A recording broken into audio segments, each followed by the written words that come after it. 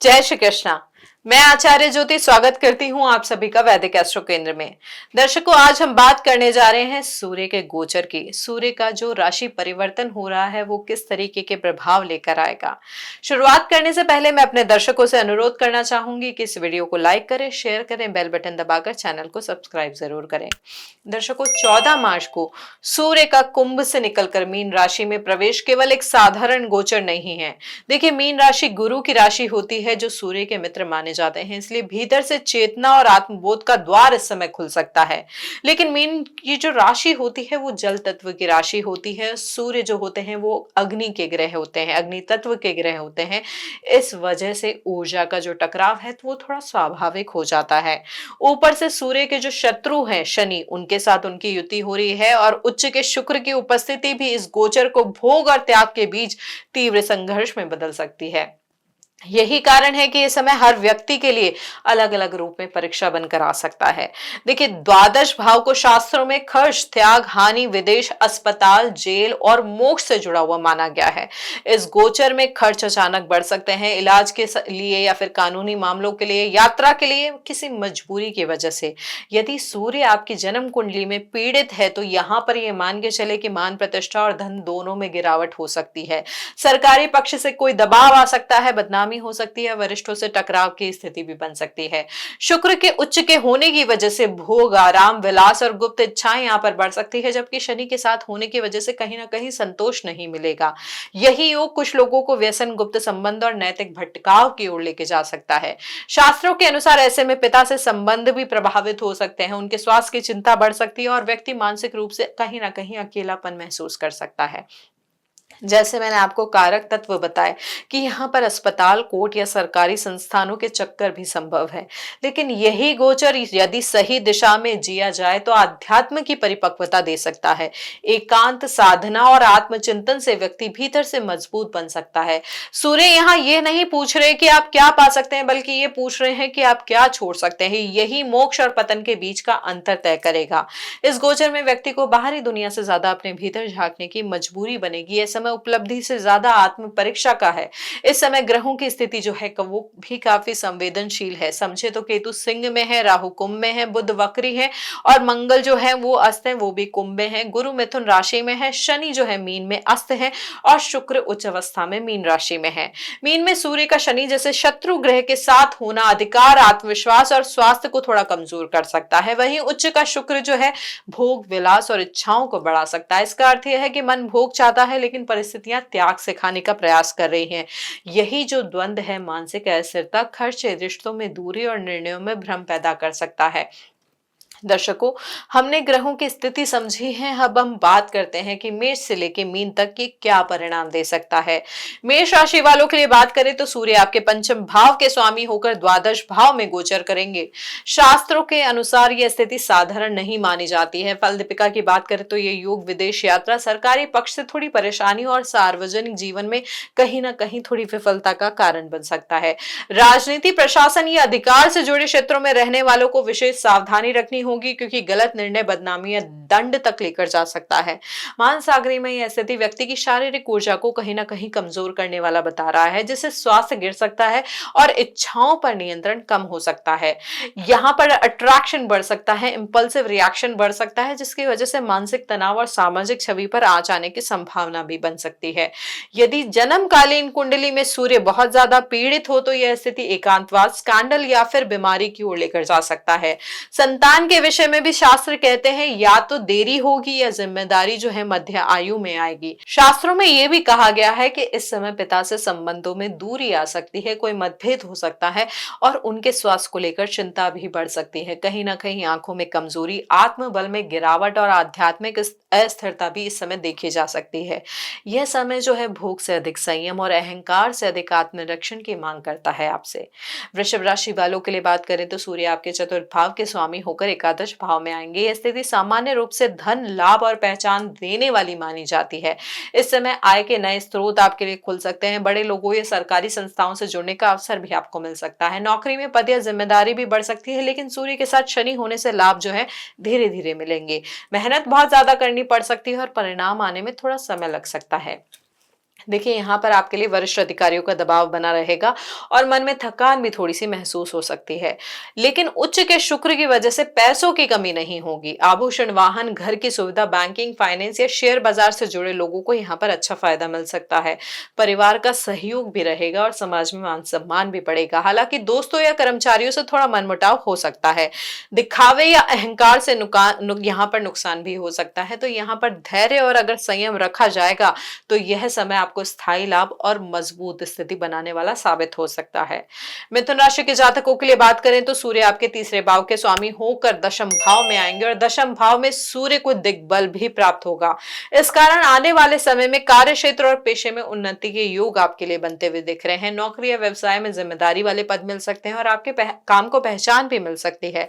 सरकार, प्रशासन या किसी बड़ी संस्था से जुड़ने का अवसर भी आपके लिए बन सकता है। हालांकि सूर्य जो है स्वभाव से क्रूर ग्रह माने जाते हैं, इसलिए इस अवधि में माता पिता से थोड़ी दूरी बन सकती है या फिर उनके स्वास्थ्य को लेकर थोड़ी चिंता बढ़ सकती है। काम की व्यस्तता के कारण पारिवारिक समय थोड़ा कम मिलेगा। चूंकि दशम भाव पंचम से छठा होता है, इसलिए संतान से जुड़ी जिम्मेदारियां यहाँ पर बढ़ सकती है और उनकी पढ़ाई या स्वास्थ्य को लेकर थोड़ी चिंता भी हो सकती है।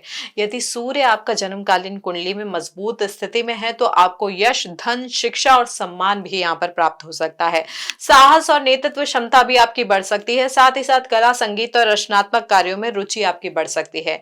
दान, पुण्य, धार्मिक कार्य और समाज सेवा की ओर भी झुकाव आपका हो सकता है। यहाँ पर उच्च पदस्थ लोगों से और सरकार से भी आपको सहयोग मिलने की संभावना बन रही है। फल दीपिका में कहा गया है कि समय संतान सुख और वाहन का लाभ भी आपको मिल सकता है।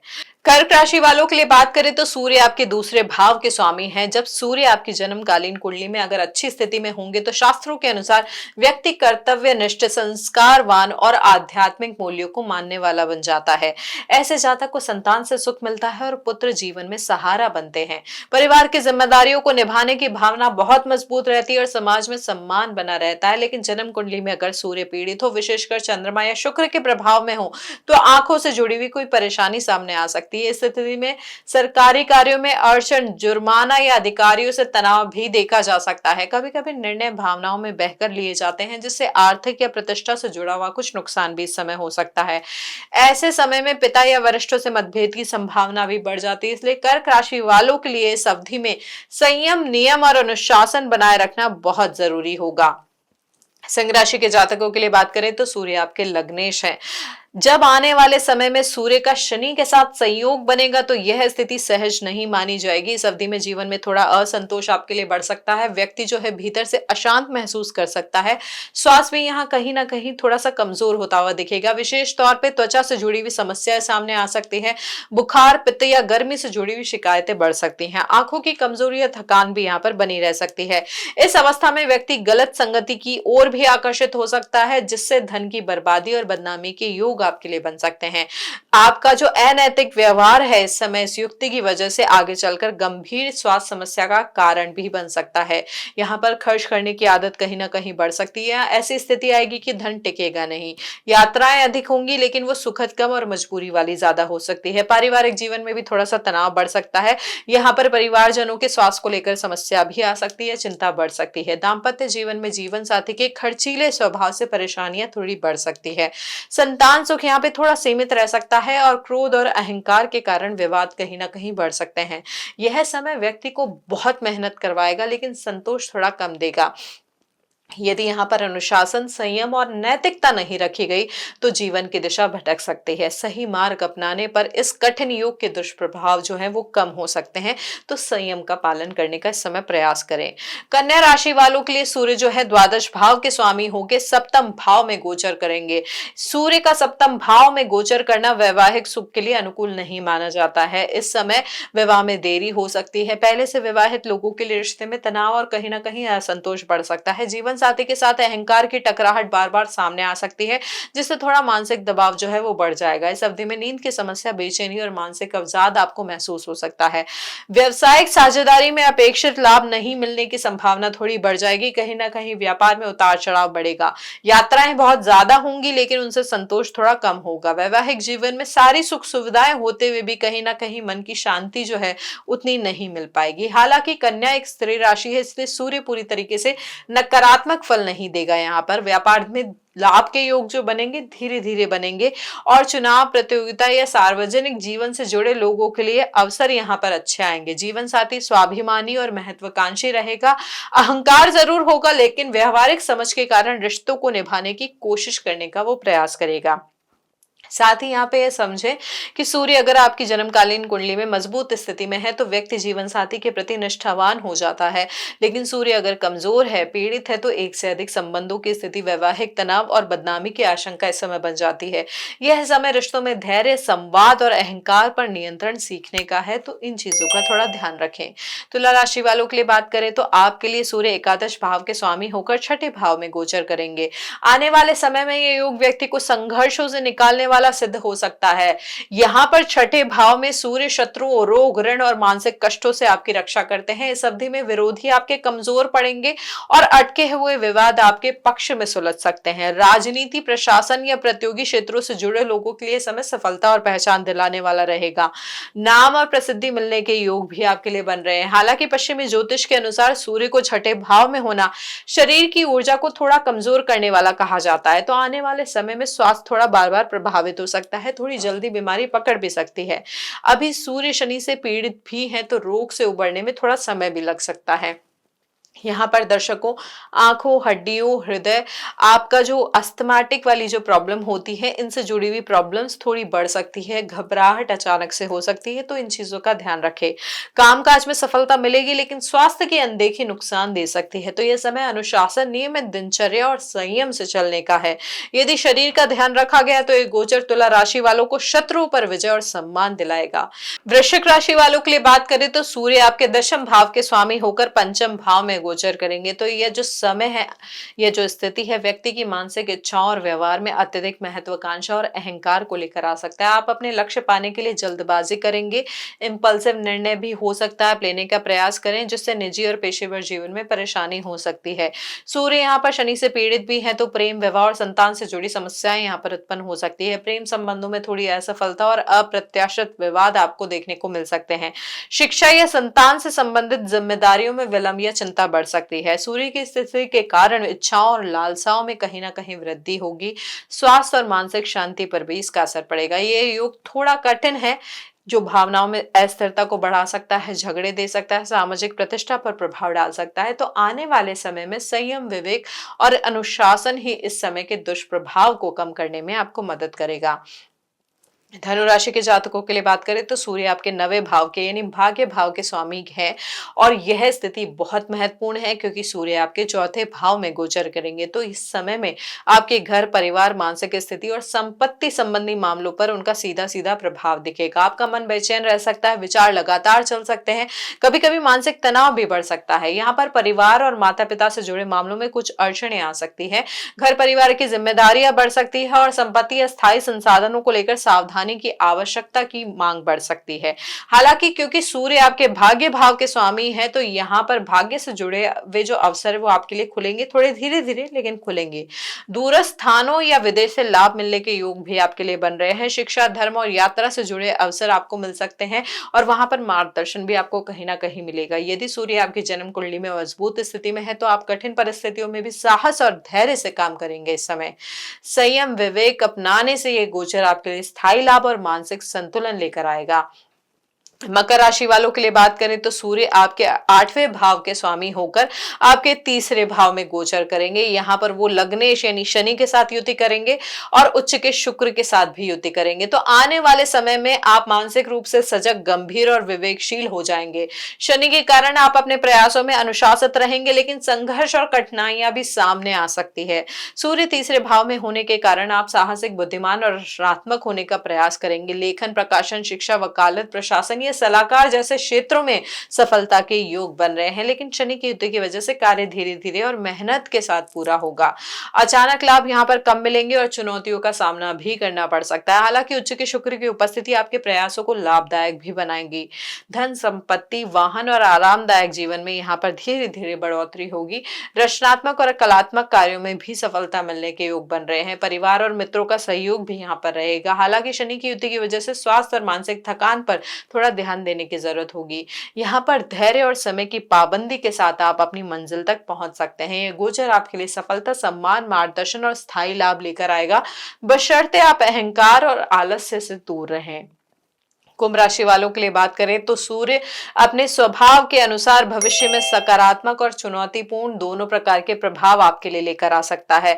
यहाँ पर सूर्य मित्र राशि में आपके दूसरे भाव में गोचर कर रहे हैं, लेकिन जो लग्नेश है शनि और उनके साथ शुक्र भी, ये दोनों आपके साथ युति कर रहे हैं दूसरे भाव में। तो कहीं ना कहीं ये जो प्रभाव है मानसिक दबाव को बढ़ा सकता है, देरी या स्थायी बाधाएं भी सामने लेकर आ सकती है। यहाँ निर्णय लेने में सतर्कता की आवश्यकता होगी और स्वास्थ्य पर भी विशेष ध्यान देना पड़ेगा। हालांकि उच्च की शुक्र की उपस्थिति कुछ लाभ और संपत्ति के अवसर भी दिखा रही है, जिससे धन, वाहन और रचनात्मक कार्यों में सफलता मिलने के योग भी बन रहे हैं। लेकिन शुक्र का शत्रु ग्रह के साथ होना, तो यहाँ पर वैवाहिक जीवन जरूर थोड़ा चुनौतीपूर्ण बन सकता है। जीवन साथी के साथ अहंकार और वाणी के कारण विवाद हो सकते हैं या बढ़ सकते हैं। पारिवारिक जीवन में आपके कुटुंब में कहीं ना कहीं असंतोष बढ़ सकता है। घरेलू जीवन में तनाव बढ़ सकता है। इस अवधि में धैर्य और विवेक अपनाने से जो कठिन परिस्थितियां हैं उनका आप सामना कर पाएंगे। यहाँ पर यह ध्यान रखें कि यहाँ पर मित्र राशि का गोचर हो रहा है, परिवार के भाव में हो रहा है, तो यहाँ पर सम्मान और भाग्य से जुड़े अवसर आपको मिल सकते हैं, बशर्ते आप अहंकार, आलस्य और तनाव को नियंत्रित रखें। मीन राशि वालों के लिए बात करें तो सूर्य आपके छठे भाव के स्वामी है और लग्न में गोचर करेंगे, तो आने वाले समय में गोचर चुनौती और संघर्ष दोनों लेकर आएगा। छठे भाव का स्वामी होने की वजह से आप प्रतिद्वंदियों के साथ और कार्यस्थल की प्रतिस्पर्धा में और स्वास्थ्य के जुड़े मामलों में सतर्क रहने की आपको थोड़ी ज्यादा आवश्यकता रहेगी। शत्रु शनि के साथ युति मानसिक दबाव को बढ़ा सकती है। धीमी गति से कार्य पूरे होंगे और थकान बढ़ाने वाली परिस्थितियां आपके लिए उत्पन्न हो सकती है। यहाँ पर उच्च का शुक्र जो लग्न में है, उसके होने से धन, संपत्ति और रचनात्मक प्रयासों में सफलता के और लाभ के अवसर तो रहेंगे, लेकिन यहाँ पर शुक्र जो है शत्रु होने की वजह से वैवाहिक जीवन और पारिवारिक संबंधों में कहीं ना कहीं अहंकार और विवाद की संभावना को भी बढ़ाएंगे। इस समय आपके लिए धैर्य बनाए रखना बहुत जरूरी होगा। आपकी मानसिक शक्ति और साहस मजबूत होंगे, लेकिन स्वास्थ्य और तनाव की वजह से कहीं ना कहीं फिजिकली आपके ऊपर कुछ प्रॉब्लम्स आ सकती हैं, तो उन चीजों का ध्यान रखें। यहाँ पर कार्यस्थल पर संघर्ष या प्रतियोगिता सामने आएगी, लेकिन मेहनत और विवेक से आप कठिन परिस्थितियों में भी सफलता प्राप्त करेंगे। छठे भाव के स्वामी होने की वजह से आप रोग, शत्रु और कानूनी बाधाओं से विजय रहेंगे, यदि आप अनुशासन और संयम बनाए रखते हैं। तो दर्शकों, ये है हमारा विश्लेषण मेष से लेके मीन राशि के लिए सूर्य के इस गोचर का। अब जैसा हम आपको हर बार बताते हैं, कुछ आसान से उपाय जिन्हें करके आप इस गोचर के प्रभाव को और संतुलित कर सकते हैं। अगर जन्म कुंडली में सूर्य की स्थिति अच्छी नहीं है, तो ये जो परिणाम हमने आपको बताए हैं वो थोड़े ज्यादा नकारात्मक हो सकते हैं, लेकिन अगर सूर्य की स्थिति अच्छी है तो ये परिणाम आपके लिए और सकारात्मक भी हो सकते हैं। इसलिए हम आपको बोलते हैं, जो उपाय हम आपको बता रहे हैं वो हम संतुलन के लिए बता रहे हैं, किस प्रकार से आप इस ऊर्जा को और संतुलन दे सकते हैं। सबसे पहले आप क्या कर सकते हैं, प्रतिदिन तांबे के पात्र से सूर्य को अर्घ्य दें। रविवार को पिता या गुरु का आशीर्वाद जरूर ले। यहाँ पर सबसे इंपॉर्टेंट चीज है अहंकार से दूरी बनाए रखना। यह जो गोचर है, अगर आप अहंकार से दूरी बनाए रखेंगे और धैर्य का पालन करेंगे, तो बहुत सारी चीजें, बहुत सारे इवेंट्स आपकी लाइफ में ऑटोमेटिकली संतुलित हो जाएंगे। उनका जो रिजल्ट है अपने आप में स्टेबल हो जाएगा, स्थिरता वहां पर आ जाएगी।